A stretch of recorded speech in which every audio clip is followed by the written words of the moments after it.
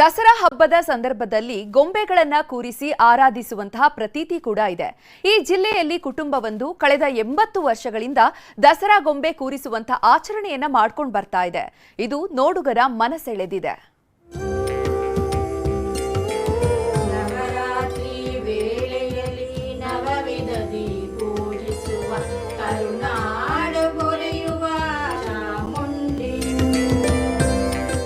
ನಾಡಹಬ್ಬ ದಸರಾ ಸಂಭ್ರಮ ರಾಜ್ಯಾದ್ಯಂತ ಕಳೆಗಟ್ಟಿದ್ದು, ನವರಾತ್ರಿಯಂದು ಗೊಂಬೆ ಕೂರಿಸುವುದು ದಸರಾ ಹಬ್ಬದ ಪ್ರಮುಖ ಆಚರಣೆ. ಮನೆಗಳಲ್ಲಿ ಇಟ್ಟ ಬೊಂಬೆಗಳನ್ನ ನೋಡಲು ಜನರು ಪರಸ್ಪರ ಭೇಟಿ ಮಾಡುವುದು ಸಾಮಾನ್ಯ. ಚಾಮರಾಜನಗರದ ಕುಟುಂಬವೊಂದು 80 ವರ್ಷಗಳಿಂದ ನವರಾತ್ರಿ ಸಂದರ್ಭದಲ್ಲಿ ದಸರಾ ಗೊಂಬೆ ಕೂರಿಸುವ ಆಚರಣೆ ಮಾಡಿಕೊಂಡು ಬರುತ್ತಿದೆ. ಇದು ನೋಡುಗರ ಕಣ್ಮನ ಸೆಳೆಯುತ್ತಿದೆ.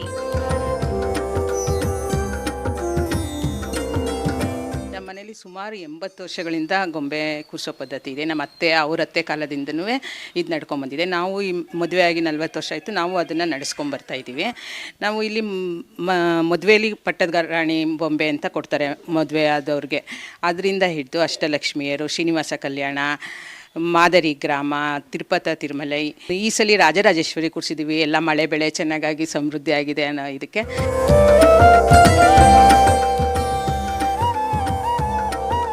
ಗುಂಡ್ಲುಪೇಟೆ ಪಟ್ಟಣದ ಉಮಾ ಸುಬ್ಬಾರಾವ್ ಕುಟುಂಬ ಕಳೆದ 80 ವರ್ಷಗಳಿಂದ ಪ್ರತಿ ವರ್ಷ ದಸರಾ ಸಂದರ್ಭದಲ್ಲಿ ಗೊಂಬೆ ಕೂರಿಸುವ ಆಚರಣೆ ಮಾಡಿಕೊಂಡು ಬರುತ್ತಿದ್ದಾರೆ.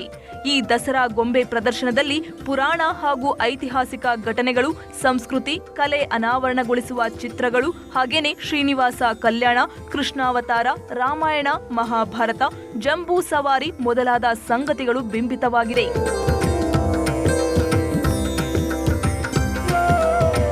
ತುಂಬ ಚೆನ್ನಾಗಿಟ್ಟಿದ್ದಾರೆ. ನಮ್ಮ ಹಿಂದೂ ಸಂಪ್ರದಾಯ ಸನಾತನ ಧರ್ಮ ಉಳಿಸ್ತಾ ಇದ್ದಾರೆ ಇವರು. ಈ ಪೀಳಿಗೆಗಳು ಇದೇ ಥರ ಇನ್ನೂ ಮುಂದೆ ಬರಬೇಕು ಅನ್ನೋದು ನಮ್ಮ ಆಶಯ. ಪ್ರತಿಯೊಂದು ಕಾನ್ಸೆಪ್ಟು ಇದೆ ಇಲ್ಲಿ. ಒಂದು ಎರಡಲ್ಲ, ವಿಜಯನಗರದ್ದಿರ್ಬೋದು, ತಿರುಪತಿದಿರ್ಬೋದು, ಮತ್ತು ಮೈಸೂರು ದಸರಾದ್ದು, ಚಾಮುಂಡೇಶ್ವರಿದು ಎಲ್ಲ ಇನ್ನೂ ಬೇಕಾದಷ್ಟು ಮಾಡಿದ್ದಾರೆ. ಒಂದೆರಡಲ್ಲ, ಗ್ರಾಮೀಣ ಪ್ರದೇಶದಲ್ಲಿ ಏನೇನಿದೆ ಅದು ಎಲ್ಲನೂ ಮಾಡಿದ್ದಾರೆ. ನಮಗೆ ನೋಡಿ ಬಹಳ ಸಂತೋಷ ಆಯಿತು.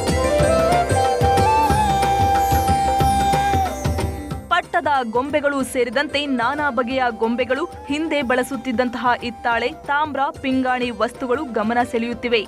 ಗೊಂಬೆ ಪ್ರದರ್ಶನ ವೀಕ್ಷಣೆಗೆ ಬೇರೆ ಬೇರೆ ಕಡೆಯಿಂದ ಜನ ಬರುತ್ತಿದ್ದು ಎಲ್ಲರ ಮೆಚ್ಚುಗೆಗೆ ಪಾತ್ರವಾಗಿದೆ. SM Nandish, news 18, Chamarajanagar.